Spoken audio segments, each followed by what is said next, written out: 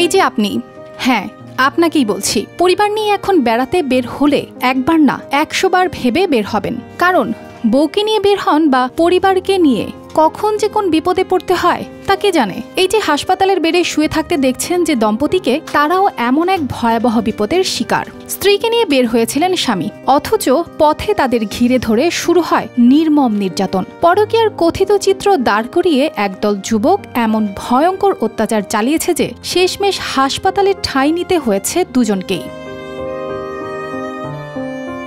পটুয়াখালীর কলাপাড়ার তুলাতলি গ্রামে ২৭ ফেব্রুয়ারি বৃহস্পতিবার সন্ধ্যায় ঘটে যায় এক ভয়াবহ ঘটনা। চিকিৎসার প্রয়োজনে স্বামী শামীমের সঙ্গে চাপলি বাজারের দিকে যাচ্ছিলেন নূরজাহান বেগম। পথিমধ্যে তাদের থামিয়ে দেয় এলাকার কিছু যুবক। আমি ডালবগঞ্জ থেকে যাওয়া দর্শি, আমার ওয়াইফের নিয়ে চাপলি বাজারে ডাক্তার দেখাতে উদ্দেশ্যে যাওয়া দর্শি। সন্ধ্যা 7টা থেকে 7:30টার দিকে ওরা একটা ফাঁকা জায়গায় ওই 7 জন মানুষ করে আমার দাঁড়াইছে। আমি ভাবছি কি জানো, দাঁড়াইছে পর সিঙ্গেল লেস করে আমি দাঁড়াইছি। দাঁড়ানোর পরে আমার মোটরসাইকেল খাড়াই তো দেয় না, ওই অবস্থায় টাস টাস করে আমার এইদিকে, এই যে দেখা যাইতেছে এদিকে অনেক গা আছে, এই নাক মুখ চোখ টোক হয়ে গেছে, মানে 5-7 জনে মারিয়ে আমারে হওয়াইয়ে ফেলাইছে। আমার গাড়ির অবস্থা হওয়াই ফেলাইছে। আমার ওয়াইফকে টাইন নিয়ে 2 জনে লইয়ে গেছে বিলে লইয়ে গেছে।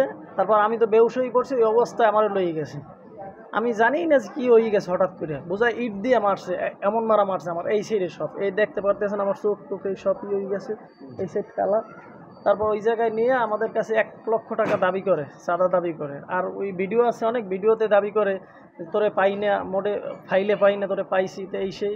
তারপর আমার জামা কাপড় সব খুললে টাইনে ছিঁড়ে খুললে ফেলাইছে। আমার ওয়াইফের সাথে খারাপ কিছু করতে চাইছে, ওর জামা কাপড় খুললে ভিডিও করছে। প্রায় টাকা আনা 1 লাখ। ও আমার ফোন, আমার ওয়াইফের ফোন নিয়ে গেছে তারা। আমি তাদের বিচার চাই আপনাদের কাছে, গ্রামবাসী সারা বাংলাদেশের মানুষের কাছে তাদের বিচার চাই আমি। কোনো কিছু বুঝে ওঠার আগেই শুরু হয় বেধড়ক মারধর। তাদেরকে রাস্তার পাশের বিলের দিকে নিয়ে যাওয়া হয়, যেখানে নূরজাহান শারীরিক লাঞ্ছনার শিকার হন। নির্যাতনের সময় কিছু যুবক মোবাইলে ভিডিও করতে থাকে। তাদের চিৎকারে স্থানীয়রা ছুটে এলে হামলাকারীরা পালিয়ে যায়।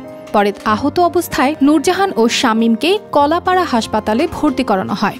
সেলরটা টান দিয়ে করে হেলাইছে, খুলে হেলাইছে। পরে আমি ধরছি, এরা করে না, এই জামা এবার পিছন দিয়ে মানে এমনভাবে ধরছে পরে আমি সিডা মারছি পরে আরেকটা উঠে আমার এই গালের মধ্যে ঘুষি মারছে। আর আমার জামাইরে ধরতে লইছি, পরে আমার পিঠের মধ্যে এক লাথি মারছে। লাথি মারছে পরে উলঙ্গ অবস্থায় আমার দুজনের হেড টানিয়ে ছিটে হেলাইছে, বেল্টেল টানিয়ে ছিটে হেলাইয়া এবার এই ভিডিও করছে।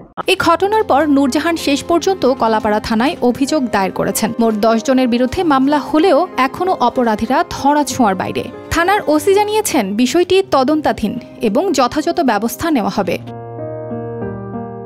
News desk, RTV।